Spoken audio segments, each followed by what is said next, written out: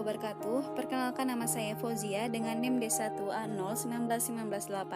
Di sini saya akan mempresentasikan hasil tugas saya dengan mata kuliah Hukum Pemerintahan Daerah dengan judul Pembagian Urusan sebagai Akar Masalah Desentralisasi. Masalah terbesar dalam kebijakan desentralisasi dan format hubungan pusat daerah di Indonesia mungkin sekali adalah tidak jelasnya batas-batas urusan dan wewenang yang dimiliki oleh pemerintah pusat dan pemerintah daerah, provinsi, dan kabupaten atau kota. Boleh jadi mencari dan menetapkan batas-batas urusan yang jelas dan tegas adalah sesuatu hal yang mustahil. Namun boleh jadi pula para pengambil kebijakan di negeri ini belum mampu menemukan dan merumuskan batas-batas tersebut. Padahal esensi desentralisasi adalah penyerahan sebagian urusan kepada daerah otonom lengkap dengan infrastruktur pendukungnya, baik sarana, personalia maupun pembiayaan. Oleh karena itu, belum jelasnya pembagian urusan akan berpotensi menimbulkan permasalahan lanjutan seperti duplikasi program, miskoordinasi pelaksanaan program, kelemahan dalam penetapan indikator kinerja, kekeliruan dalam alokasi anggaran, atau inefisiensi penggunaan sumber daya. Kalaupun saat ini sudah ada peraturan pemerintah nomor 38 tahun 2007 tentang pembagian urusan, namun masih lebih merupakan pedoman umum dan belum benar-benar membagi secara konkret urusan antar level pemerintahan. Justru permasalahan yang sering timbul sebagaimana disebutkan di atas adalah permasalahan yang terkait dengan urusan konkuren yang dilaksanakan secara bersama-sama oleh setiap tingkat pemerintahan ini. Artinya, untuk urusan absolut pemerintah pusat yang tidak terbagi dengan pemerintahan daerah, relatif tidak ada masalah yang berarti. Inilah permasalahan yang terkait dengan pelaksanaan desentralisasi. Selain permasalahan yang terkait dengan pelaksanaan asas atau urusan desentralisasi, masih ada lagi permasalahan yang terkait dengan pelaksanaan asas atau urusan dekonsentrasi. Permasalahan hubungan pusat daerah terkait implementasi asas dekonsentrasi adalah konsekuensi logis dari belum jelasnya batas-batas pembagian urusan pusat dan urusan yang didesentralisasi kepada daerah. Jika urusan atau konkuren pusat belum teridentifikasi dengan konkret, bagaimana bisa menentukan urusan pusat yang akan dilaksanakan oleh perangkat dekonsentrasinya secara konkret pula? Maka menjadi jelaslah mengapa program dekonsentrasi hingga saat ini diindikasikan masih banyak duplikasi dan tumpang tindih dengan urusan daerah. Situasi ini tentu sangat berlawanan dengan semangat penyelenggaraan dekonsentrasi untuk meningkatkan efisiensi pemerintahan, menjaga kedekatan aparat pusat kepada rakyat di daerah, serta menjamin hubungan yang serasi antar pusat dan daerah.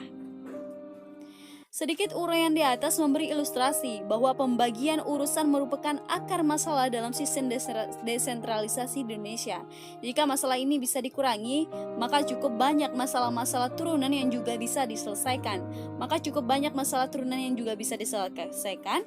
Itu dalam perspektif revisi Undang-Undang Nomor 32 Tahun 2004 perlu diberi perhatian serius untuk memperbaiki aspek pembagian urusan ini. Untunglah draft Undang-Undang Pemerintahan Daerah sebagai pengganti Undang-Undang Nomor 32 Tahun 2004 khususnya pada pasal 25 telah menjadi urusan absolut pemerintah pusat, urusan wajib yang terkait dengan pelayanan dasar, urusan wajib yang tidak terkait dengan pelayanan dasar, serta urusan yang bersifat pilihan. Selain itu, pada pasal 26 dan 27 telah ditetapkan batas-batas kewenangan pusat dan daerah. Pasal 28 memberikan kewenangan kepada pemerintah pusat dalam hal urusan konkuren, yakni yang pertama, menetapkan norma, standar prosedur, dan kriteria urusan menjadi kewenangan daerah. Yang kedua, melaksanakan fasilitasi dalam penyelenggaraan urusan yang menjadi kewenangan daerah. Yang ketiga, melaksanakan supervisi, monitoring, dan evaluasi terhadap urusan yang menjadi kewenangan daerah. Serta yang keempat, melaksanakan urusan pemerintah yang bersifat strategis nasional dan internasional. Sedangkan pada pasal 27 diatur tentang kewenangan provinsi dalam hal urusan konkuren, yakni mengatur dan mengurus urusan yang berskala provinsi atau lintas kabupaten.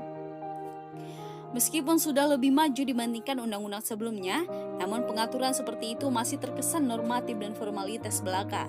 Belum ada batas-batas yang lebih terinci dan terukur sehingga membuka terjadinya problem yang sama di kemudian hari.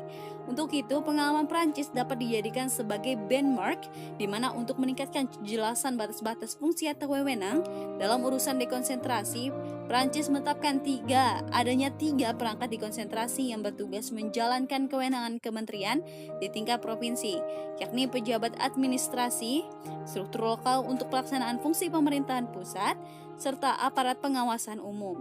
Dengan kata lain, Prancis lebih menggunakan pendekatan perangkat dekonsentrasi yang limitatif dan tidak memulai dari setelah ditetapkan perangkat tadi, barulah diberikan program dekonsentrasinya. Dalam hal ini, BZ menyebutkan ada 8 program atau urusan dekonsentrasi yang diimplementasikan sejak tahun 1983 hingga 1986, yakni planning, training dan education, urban planning, health and social action, port and repairs, school transport, public teaching, and culture. Tentu masih banyak sumber-sumber referensi untuk dijadikan sebagai lesson learned untuk menata kembali soal pembagian urusan ini. Isu ini hanyalah satu masalah kecil dalam samudera, masalah dalam sistem penyelenggaraan pemerintahan, dan khususnya dalam hubungan pusat daerah. Paling tidak dengan menyelesaikan satu isu, ini diharapkan akan menjadi North Star yang memberikan arah dan paduan untuk menyelesaikan masalah lain, sekaligus mencapai tujuan dari kebijakan desentralisasi. Terima kasih banyak. Saya yakin dengan mempresentasikan tugas ini, teman-teman bisa mengerti dan paham apa yang saya sampaikan. Terima kasih. Wassalamualaikum warahmatullahi wabarakatuh.